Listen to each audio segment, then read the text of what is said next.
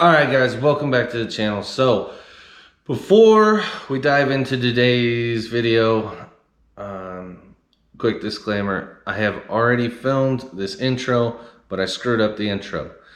The camera settings were all wonky. It just looks like complete garbage. So, what we're going to do is we're going to start fresh, and so let's get into kind of today's project, or the post project, or however you want to phrase that. So after the last event, we identified some weak spots, blew up the diff. Really not a whole lot we could do there. The hydro e-brake failed us when the caliper started leaking, and electrical issues. Didn't really showcase that on that episode. We had some wires that were intermittently making contact, which they weren't just seated enough into the plug itself. But those are minor issues to a much larger problem. So the larger problem is the fuse block isn't getting enough power to supply the fans, the fuel pump, the headlights, and all that. So this is a painless fuse block that I have in there. It's made for probably like classic cars and stuff that have very, I would say, low amperage demands. So, which I don't know. I'm just kind of putting a rhyme to the reason, because this thing has like, I don't know, 20, 30 amp circuits all throughout it. Shouldn't be pulling that much power, but it calls for 2 10-gauge wires from the battery directly to it, and it distributes power out from there. It doesn't seem like that's sufficient enough, because when you turn on the fans, you know, you could hear everything kind of get quiet. The fuel pump would get quieter, the fans would get quieter, everything would. So they weren't working to their optimal ability. So what I decided to do was get an arc switch panel and install that to see if this solves the problem, because it actually runs like a 2 or a 4-gauge wire directly from the battery to a relay block with fuses and everything, and then you have a switch panel, and that basically gives you your signal. It's very simplistic, easy to install. I didn't have to do very much, but so let's kind of dive into the video from here, and you guys can see how this whole process went. It's very simple. Really liked it, but you guys will see the results at the end. So, all right, let's dive into that. Aha, just joking. We're not going to dive into the video yet because I don't have the footage. All right, so the footage that I'm missing is explaining what an arc switch panel is. I don't know if that's the technical term for it, but the company is called Arc, and it's a panel with switches in it, so that's what I call it. So I'm going to show you guys what it looks like, and then after that you guys can see how I got it from you know, box to installation and all that. So here we go. This is the arc switch panel.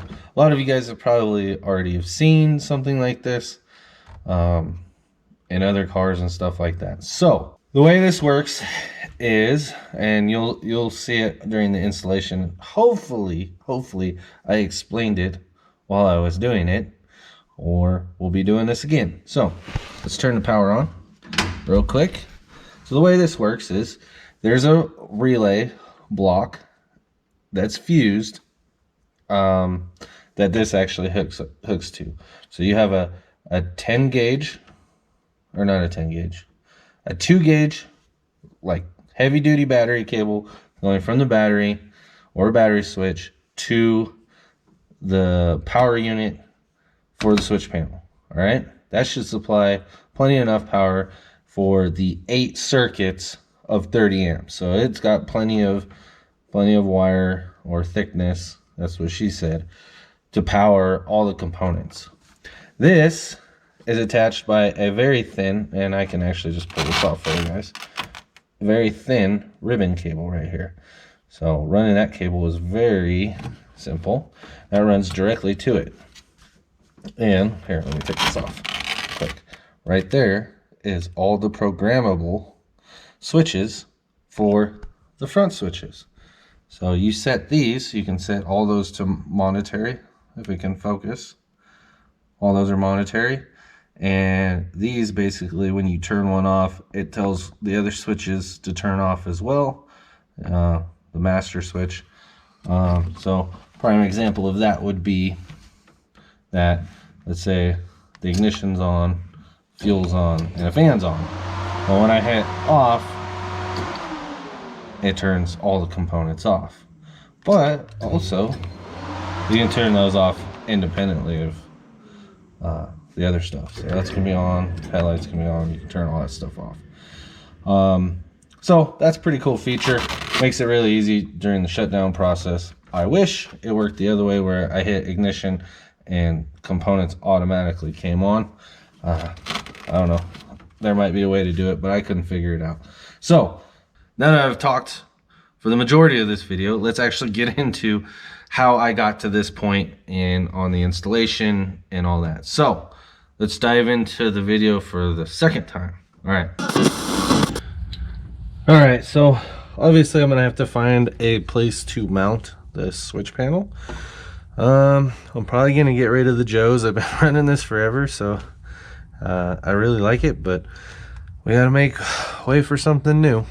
So this comes with like a Velcro backing with, which I'm not really a huge fan of, because the other option was a roll cage mount, and I really don't want to mount that on the cage. I would rather put it here, run the wires down. Maybe later on I'll figure out some kind of better mounting system for this. I'm not too fond of, like, I use Velcro for a lot of things, but when it comes to like important stuff like keeping this up in the heat, I don't know if the glue's gonna really do its job. But there shouldn't be, I should only be pressing against it, so we'll see how this works out. But anyways, I need to take this switch panel out and disconnect it.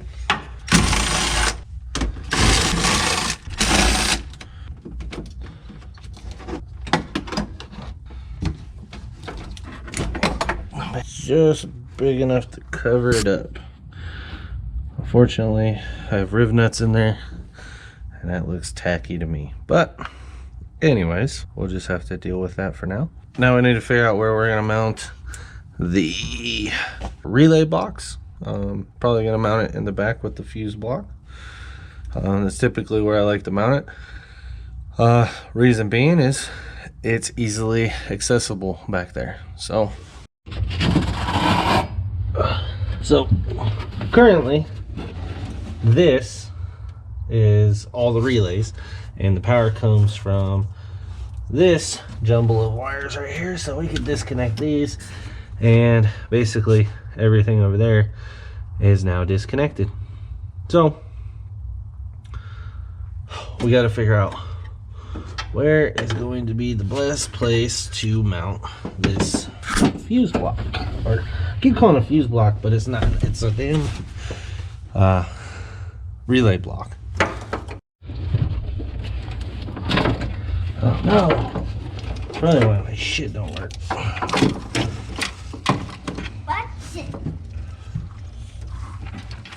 Alright, so I think what I'm going to do is I'm going to mount this fuse block where the relays were, and then I'm going to mount the new arc switch panel relay box right where this is. It's just a flatter surface.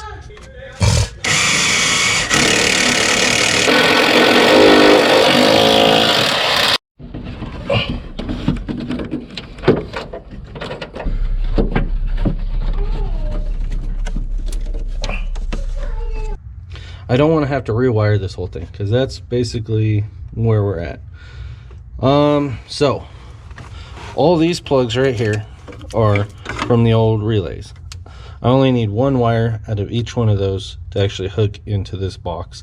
The power that actually goes from here to the actual component that needs the power, that's the only one I need to hook up. The only thing that's not going to be able, we're not going to be able to use in this cluster of wires as a power supply is going to be to the starter. We're going to have to run our own power wire.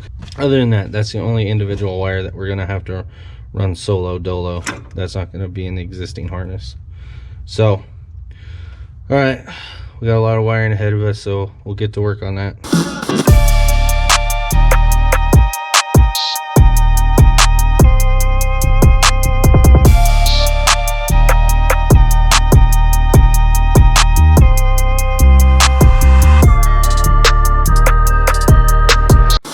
All right, so we got the arc fuse box or relay block all wired up. It's not final, obviously. We still got some loom. I know I keep saying that, but I'm self-conscious when it looks like this. It's terrible. But anyways, we're gonna try the fuel pump and the front fan and see how she does.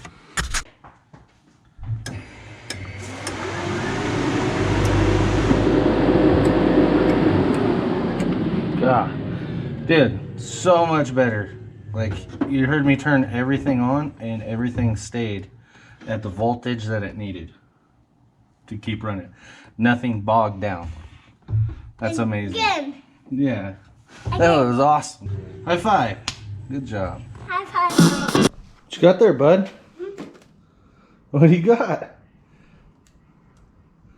Look at your face. Dad, melting. It's melting? Yeah. Dad, Eat it fast. Is that better? Is that better? Mm-hmm. All right, so I'm pretty much just gonna snap my way through this and see you guys on the other side. So we got it all done. So you guys can see. We got everything loomed and shrink wrapped and everything. It's clean, not as clean as I would like it. There's probably too many connectors and pigtails and stuff like that, but it's yeah, too many. But everything looks good. The new arc box looks good. I wish there was some kind of cover that went over it just so it didn't look so, I don't know, clunky, but I'm sure there's something. I'll probably have to do some research. It might be a nice little cover that goes over the top of it. All right, guys, moment of truth. So we got everything back together. Everything's finalized. So we're gonna fire it up, huh, Ian? Oh, yeah? We're gonna start it up. Huh? We're gonna start it, okay? So we're gonna go ignition, fuel. We don't need fans right now. Actually, let's just turn them on just to... Alright.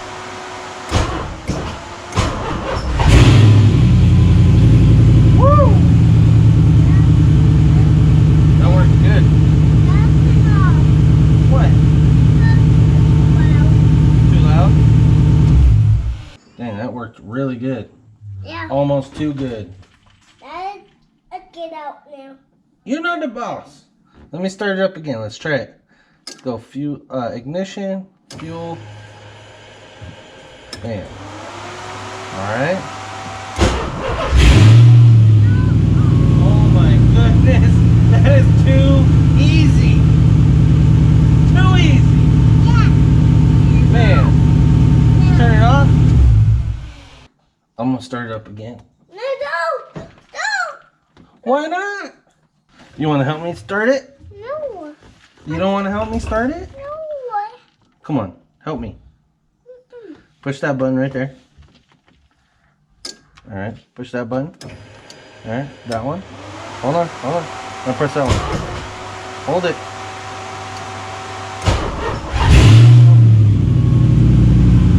Whoa. So easy, a child can do it. Yeah. Wow. Yep. Good job, bud. Thanks. 1,000 times better.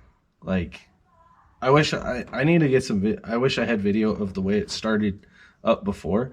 Like when you'd hit the starter, it was just like click click click click click click, like it had a dead battery, and then want to start up, like it'd be like whoom whoom whoom whoom, and then it would like start up, and then sometimes it would even like grind like on the flywheel almost.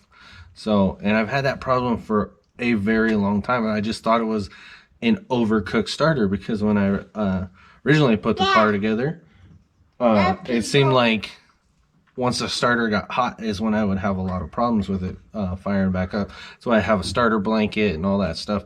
So man, this thing, even just pushing the button, like pushing this little button right here, is just almost so satisfying because it takes little to no effort compared to like my last monetary switch. You had to like really like push it. So let's just do it. I'm having way too much fun just starting this thing up.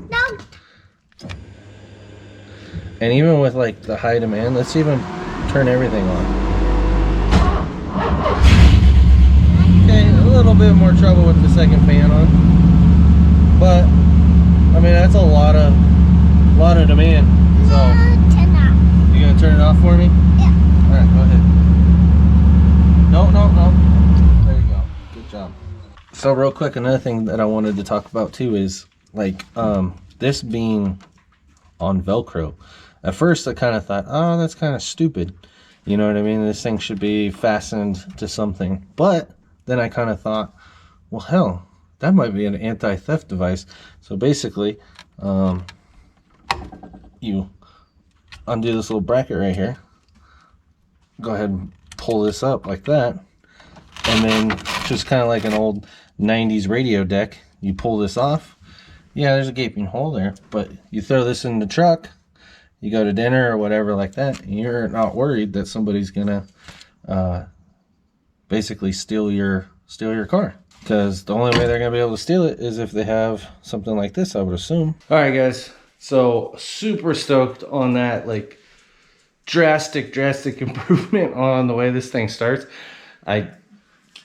Dude, I can't even stress how happy I actually am about this, because that was like one of the most embarrassing things. There's nothing like sitting at a drift event and like you go to start your car and it just goes and the starter jams into the flywheel and you're just like, God, it's just frustrating.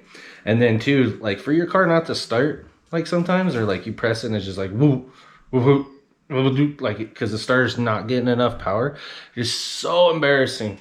So I'm really stoked about the way this thing's starting up, and the fans sound amazing. So I know this thing's gonna stay cool now.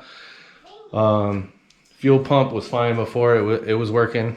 It's probably working way better now. So but anyways, I think that's gonna be the end of this video.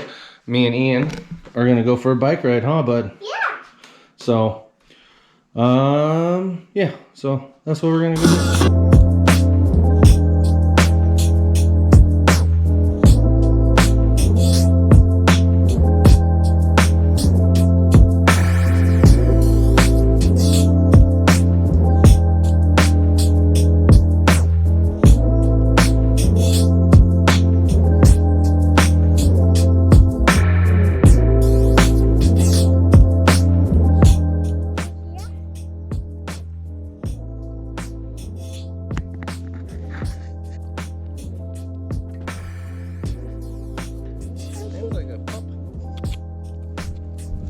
Whoa, Ian. Don't know if he's the mean. He looks skittish. Did I get it? It looks like he might be scared. Did you out of me? Yeah.